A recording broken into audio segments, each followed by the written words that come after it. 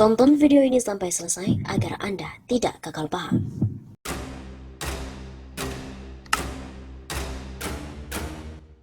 Halo Sobat 651 Safa, kembali lagi bersama dengan kami untuk mengulas fakta-fakta perpolitikan dan juga informasi terkini di tanah air. Berita kali ini datang dari salah satu politikus PDIP yang mengatakan bahwa jangan musuhi orang-orang PKI. Orang-orang PKI atau Partai Komunis Indonesia tidak perlu dimusuhi dan saat ini ditampung di PDIP. PKI kita bubarkan, anggota PKI jangan dimusuhi, harus diajak. Kata politikus PDIP Arya Bima di channel Cyber TV Indonesia berjudul Kita Kumpulkan Anggota PKI dalam Rumah PDIP. Kata Bima Arya, PDIP juga menampung anggota DI, TII, PPRI dan juga Permesta. Begitu pula saya mengumpulkan anggota DI, TII, PRRI, Permesta, PKI dalam rumah kebangsaan di PDIP. Begitu jelasnya. Kata Arya Bima, ia juga mengatakan ada anggota mantan FPI juga masuk ke PDIP. Kalau kata Kapitra Ampera itu masih berbau FPI masuk PDIP. Kata Arya Bima, masyarakat jangan menganggap cara pandang PDIP nasionalis progresif yang dianggap sekuler tidak memikirkan agama.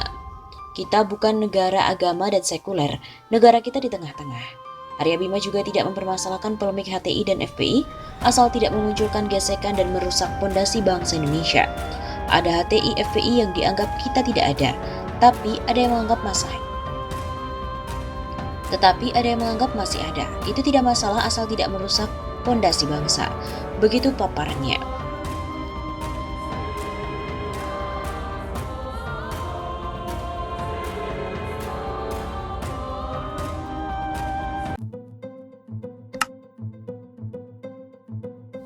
Halo Sobat 651 Safa, kembali lagi bersama dengan kami untuk mengulas fakta-fakta politik dan juga informasi terkini di tanah air. Ripka Ciptaning yang terkenal sebagai politisi PDIP mengatakan bahwa hanya Front Nasakom yang dapat mengeluarkan bangsa dari krisis. Bagaimanakah kebenarannya? Politikus Partai Demokrasi Indonesia Perjuangan atau PDIP, Ripka Ciptaning membuat pernyataan di harian Sinar Harapan pada 18 Maret tahun 2004. Hanya Front Nasakom yang bisa keluarkan bangsa dari krisis. Front Nasakom, kata Ripka, bukan milik orang komunis saja, petinggi NU dan kaum nasionalis juga ikut membangunnya. Dikutip melalui Wikipedia, nasionalis agama dan komunis atau Nasakom merupakan konsep politik yang dicetuskan oleh Presiden Soekarno. Konsep politik Nasakom untuk memenuhi tuntutan tiga faksi utama dalam politik Indonesia, yakni ketika itu tentara, kelompok-kelompok Islam dan komunis, dengan dukungan dari militer pada bulan Februari tahun 1956. Ia menyatakan demokrasi terpimpin dan mengusulkan kabinet yang akan mewakili semua partai politik penting, termasuk PKI. Gagasan Nasakom ternyata sudah dicetuskan oleh Soekarno sebelum Indonesia merdeka. Pada tahun 1927 ia menulis rangkaian artikel berjudul Nasionalis, Islam dan Marxisme dalam Indonesia Muda, sebuah publikasi terbitan Klub Studi Umum, klub yang didirikan oleh Soekarno dan rekan-rekannya di Bandung. Pengamat politik Profesor Salim Said mengangkat bicara seputar tak berhentinya isu PKI di Indonesia. Salim Said juga kemudian menyinggung PKI dengan sikap PDIP selama ini. Dalam pemaparannya, Salim Said mengatakan kalau komunisme di dunia sejatinya telah mati. Hal itu dia pastikan lantaran komunis sebagai sebuah organisasi yang berpusat di Uni Soviet, sekarang Rusia ini sudah bubar. Sejumlah pengalaman dan pandangan kemudian dia kemukakan, mulai dari kunjungannya ke Rusia, ke Cekoslovakia, sampai ke negeri Tiongkok. Adapun komunis masih bercokol di Cina, hanya dianggap sebagai ideologi untuk mengendalikan masyarakat belaka. Saya adalah orang yang berkobar-kobar seperti biasanya, mengatakan kalau komunis sudah bangkrut, sudah tidak laku, kata Salim Said dalam sebuah diskusi di saluran Herzbunno Point. Karena di banyak negara isu komunis sudah dipastikan senyap, Salim Said kemudian mempertanyakan mengapa justru PKI ramai terus di Indonesia. Menurut dia hal ini tidak terlepas dari perjuangan sejarah Indonesia, di mana PKI tidak pernah berkuasa, namun ikut masuk berkuasa karena hadirnya doktrin Nasakom yang digelorakan oleh Soekarno. Lantas apa penjelasannya? Menurut Salim Said, selalu munculnya isu PKI di Nusantara dikaitkan dengan PDIP. Kok bisa? Ya sebab PDIP yang digawangi Megawati dinilai seolah melanjutkan kebijakan Soekarno dalam hal Nasakom. Walau tidak diucapkan dan diumumkan, kata Salim Said, hal itu mudah terbaca dari kacamata sebagai peneliti politik. Bahwa setelah reformasi PDIP, kesimpulan saya, melanjutkan kebijakan Bung Karno. Nasakom tidak diumumkan, tidak dikatakan, tetapi saya kan peneliti politik. Saya mempelajari anggaran dasar partai-partai dan sebagainya, dan melihat siapa-siapa di dalam PDIP. Hal lain adanya pengurus PDIP yang dengan bangga mengaku sebagai anak PKI. Dia adalah Ripka Ciptaning. Bahkan dia menyebut kebanggaannya itu dalam sebuah buku. Pembiaran ini kemudian dianggap Salim Said sebenarnya bisa menjadi bumerang bagi PDIP. Sebab seolah PDIP menganggap PKI tidak bermasalah. Dia tidak pernah ditegur oleh PDIP. Dibiarkan. Kesimpulan orang, PDIP menganggap PKI itu tidak apa-apa, Nasakom tidak apa-apa. Apalagi menurut Salim Said, ada banyak anak-anak PKI dari pengakuan Ripka yang ada di dalam tubuh PDIP. Lantas apakah mereka tidak akan melakukan balas dendam karena orang tua mereka yang dibunuh?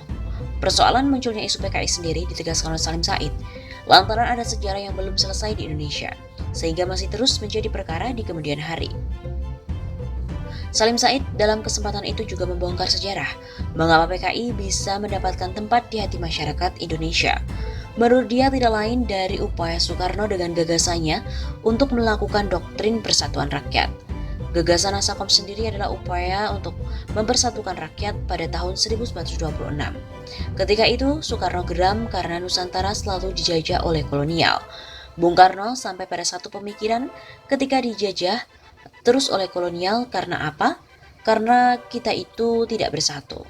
Jadi dibikinlah gagasan Islam, nasionalis dan komunis. Usai kemerdekaan rupanya Soekarno, kata Salim, masih mempertahankan konsep doktrin dari Nasakom. Bung Karno masih terus membela PKI di tengah isu Madiun dan Bali. Bahkan usai dekrit Presiden tahun 1950, Nasakom seolah dikembangkan lagi. Tetapi tanpa menyadari bahwa itu tidak ada pada zaman tahun 26 ketika kita ada pengalaman konflik di dalam negeri dengan komunis. Padahal tahun zaman dekrit itu kita sudah melewati pengalaman yang berdarah-darah, ada pemberontakan Madiun yang selalu disembunyikan oleh PKI.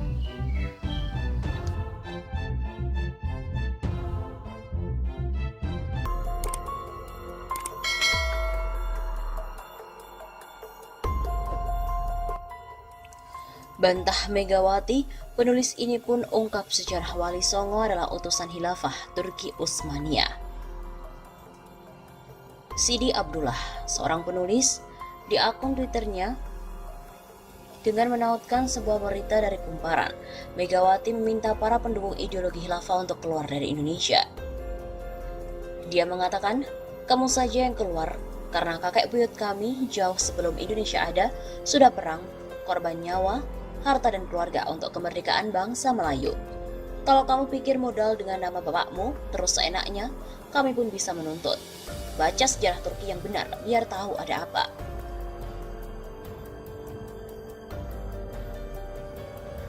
Sebelumnya diberitakan bahwa Megawati mengusir pendukung khilafah dari Indonesia. Presiden kelima Megawati Soekarno Putri berkomentar keras soal ideologi khilafah. Ketum PDIP ini yang biasa disapa Mega tegas mengusir mereka yang pro paham khilafah. Hal ini diungkapkan ketika ia menghadiri acara sambutan di Gedung Konvensi TMP Kalibata di Jakarta pada hari Senin 9 Desember.